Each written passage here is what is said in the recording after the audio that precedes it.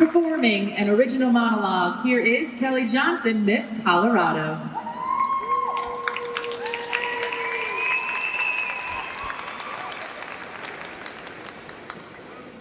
Every nurse has a patient that reminds them why they became a nurse in the first place. Mine was Joe. Joe was in the beginning stages of Alzheimer's. He had moments with and moments without his memory. But the hardest part about the aging condition for Joe were his night terrors. He would wake up in the middle of the night screaming absolute bloody murder. But if I just went in there and held his hand for a few moments, I could usually get him to calm down. But then he wanted to talk. He would ask me if I could change his treatments, and I'd say, "No, Joe, I can't. I'm just a nurse." "Well, what about my medications? Can you fix those?"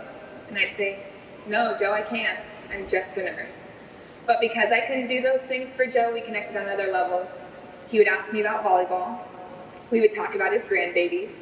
And he would tease me about being the only nurse on the unit that can reach the gauze on the top shelf.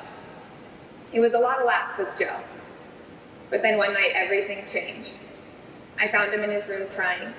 And I went over to him and I lifted his head up out of his hands and I said, "Joe, I know that this is really hard, but you are not defined by this disease.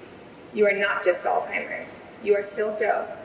And he looked right back at me, almost to look through me, and said, "Nurse Kelly, then the same goes for you.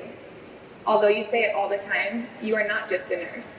You are my nurse, and you have changed my life because you have cared about me." And that's when it hit me. Patients are people with family and friends, and I don't want to be a nurse that ever pretends, because you're not a room number and a diagnosis when you're in the hospital. You're a person, very first.